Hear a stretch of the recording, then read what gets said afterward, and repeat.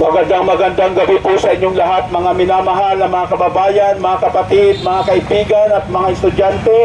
Samantalang kayo'y pauwi na sa inyong mga tahanan, ay huwag po ninyong kalilimutan na paghandaan ang napakalapit na pagbabalik ng ating Panginoong Jesucristo. Tunay po na ang pagbabalik ng ating Panginoong Diyos ay nalalapit na. Ang lahat ng mga palatandaan na kanyang ibinigay tungkol sa kanyang muling pagdating ay halos sunod-sunod na nangyayari at nangatutupad na, lalo't higit sa ating kapanahonan ngayon. Ang mga balita sa radyo, telebisyon at maging sa mga pahayagan at social media, ang lahat ng mga kaganapan nangyayari sa iba't ibang panig ng mundo, ang matitinding mga kalamidad na doon sumasapit sa ating mundo at maging sa ating bansa, ang mga buhawi, lindol at matitinding pagbaha. Ang lahat ng ito ay nagpapatotoo na tayo'y nabubuhay sa huling kasaysayan ng mundong ito. Ang mga balita, ang mga kasamaan, mga laganap na mga patayan, ang lahat ng mga kahirapang nararanasan ng sangkatauhan ay tunay na nagpapatotoo na tayo'y naho sa huling kapanahonan ng kasaysayan ng mundong ito.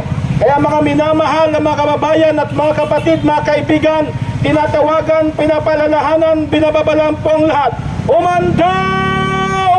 Umanda! Magsisina sa lahat ng kasalanan, iwasan ang mga bisyo at kalayawan. Ang kara ng langit at ang kawakasan ng mundong ito'y malapit na. Hindi nagpapabaya ang ating Panginoon sa kanyang pangako na siya'y muling darating. Binibigyan pa po tayo ng pagkakataon upang magbalik loob sa Diyos at magsisina sa lahat ng kasalanan. Sa dahilan hindi niya nais na ang sino man ay mapahamak kapag dumating na ang nakakatakot, kakilakilabot na kawakasan ng sanlibutan ito. Sapagkat nasusulat, darating ang araw ng Panginoon na kung saan ang sankalangitan sa araw na yan ay mapaparam. Kasabay na malaking ugong, ang mga bagay sa langit ay matutunaw sa matinding init. Ang lupa at ang gawang narito sa lupa ay pawang masusunog. O anong kabuluhan na ating makamtan ng mga bagay dito sa lupang ito kung hindi naman po tayo handa.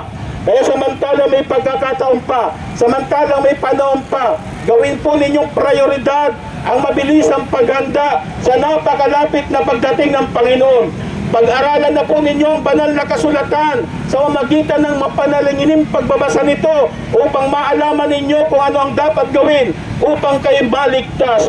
Saliksikin ninyo ang lahat ng kasulatan sapagkat sa pamamagitan ng pag-aaral ng banal na kasulatan ay matutunan ninyo ang kalooban ng ating Panginoon.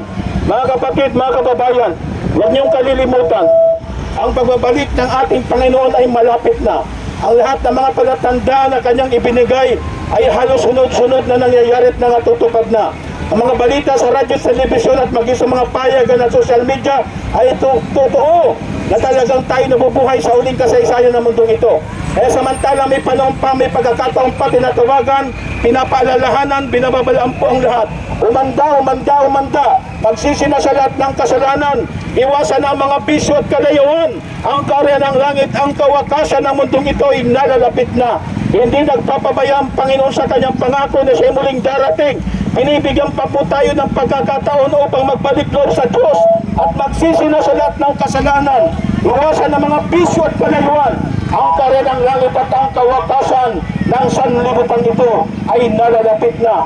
Anong kabuluhan na inyong makamtan ng mga bagay dito sa lupang ito kung hindi naman kayo handa kapag dumating na nakakatakot, kakilakilabot na kawakasan ng sanlibutan ito? O matakot kayo sa Diyos, magbigay na ng kaluwalhati at kasiyahan sa Kanya sa dahilan ay dumating na ang panahon ng Kanyang paghatol at magsisamba na kayo sa Diyos na lumikha ng langit, ng lupa, ng dagat at ng mga bukal ng tubig. Ibigin nyo ang Diyos ng buong puso nyo, buong kaluluwa, buong pag-isip nyo. Ibigin nyo ang inyong kapwa tulad sa inyong sarili. Sa dalawang uutos na ito'y nauwi sa buong kautusan. Marami pong salamat.